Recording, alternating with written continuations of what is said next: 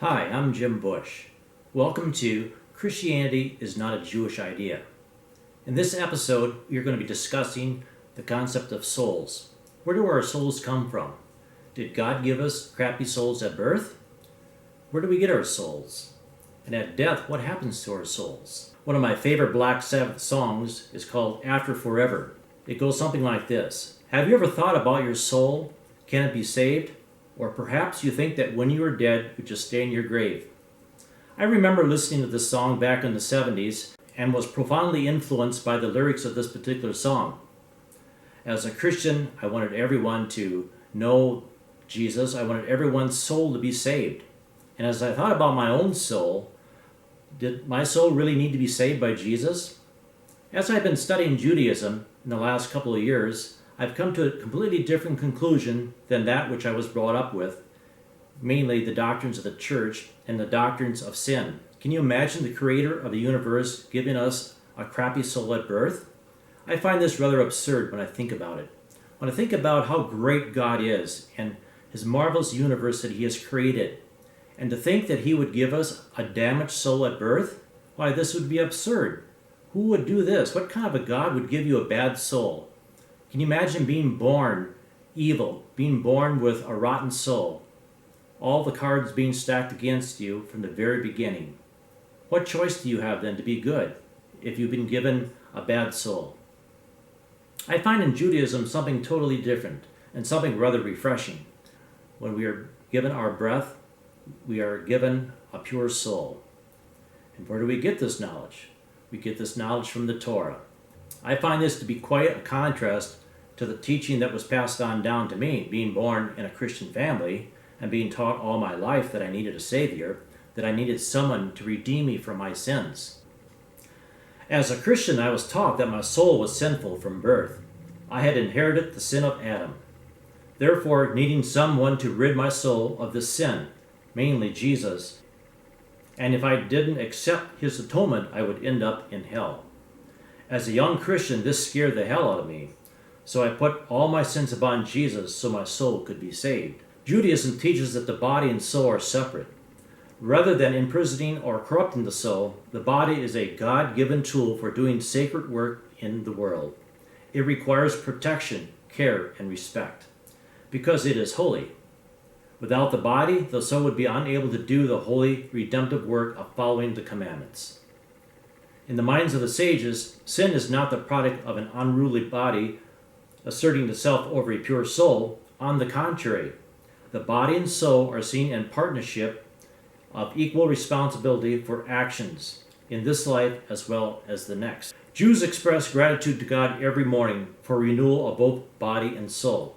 One of the prayers that Jews say, I offer thanks to you, living and everlasting King, for having returned to me my soul with compassion and great faithfulness. The soul is a guest in the body, and that care of the body is deemed a commandment.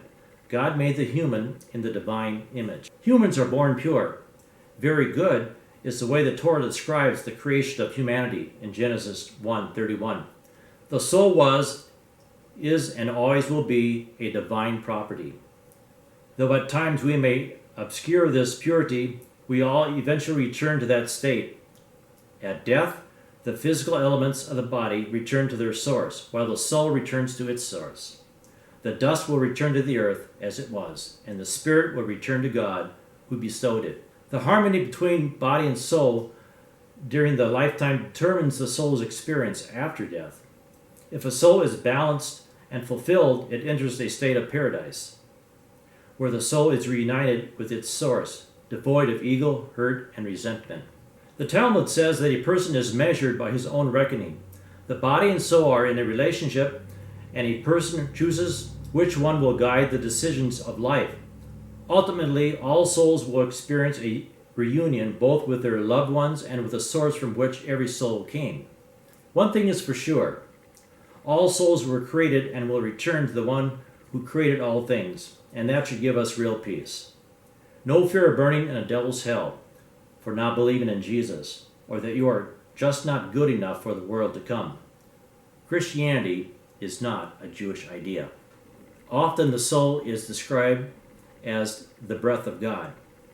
When God breathed into human his breath, man became a living soul.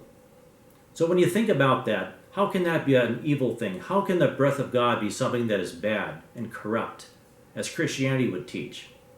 It is refreshing as we study the Torah that the breath of God is the very essence of our life, that which gives us our meaning and our purpose. We are created in his image after all. We are not created evil. We are created for choice and for good. Now, having said that, we all know people who are evil and who are corrupt and who are unjust in the world. We think of the Hitlers of the world and for the decisions that they made, and we think of them as being evil and as having bad souls. Nevertheless, they were still created in the image of God. God gave them their breath, and at death, their breath returned to the one who gave it. Now, we are not responsible for another man's sins. We are not responsible for what other people do. We are responsible personally for our own sins and our own actions. This is a marvelous thing. This is something that's very refreshing as I study Judaism, as I study the Torah, as I study the difference between Christianity and Judaism, knowing that I am fully responsible for my own sins and my own actions. So when do we get our souls? In Judaism, we understand that our souls are given to us at birth. After we have been born, we draw our first breath. The breath comes from our Creator, from God himself. So our souls are given to us at birth. What happens when we die? Our souls return to the one who gave it. There is much discussion in Judaism as to what happens to the soul, and will the soul ever die? We know that all souls belong to God. All souls will return to him at the time of death. It should give us great assurance that we don't have to worry about other people's souls. We only have to worry about our own souls. And so as you study the difference between Christianity and Judaism, I hope that you will consider how wonderful our souls are, how marvelous our Creator is, the one who gave us our souls, the one who gave us free choice and the ability to choose between right and wrong. We can also be thankful for each day that we have been given to live another day, to make choices, whether that be for good or for evil. Each day is a new beginning. Each day we can decide what we are going to do. This is a marvelous thing. I think of the wonderful saying from Lord of the Rings. It goes something like, all we have to do is decide what to do with the time that has been given to us. That's a marvelous thought when you think about deciding what to do with the time that has been given to us, whether or not we are going to honor God with our breath, with our souls, or whether we are going to be corrupt and live a life of destruction. I hope you'll take some time to read the notes that we post with each of these episodes. We will post these in our Facebook group, Following God Out of Christianity and Return to the Teaching of the Torah. Each episode will accompany a set of notes, and this will be there for you to do further study. And if you have questions, you can certainly ask some of the rabbis in our group. They'll be glad to help you. And honest questions do deserve honest answers. Or if you're joining me on YouTube channel, you can look up these episodes under Christianity is Not a Jewish Idea. There will be 12 episodes that we will have there for you as well. And you can go back and study these anytime you'd like.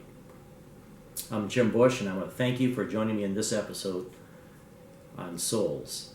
The difference between the Christian's view of soul and what it says in the Torah, that our souls are indeed a gift from God, and they are not corrupt, that we are not given a damaged soul, a crappy soul, but we were given a good soul because we have a wonderful and good Creator. Christianity is not a Jewish idea.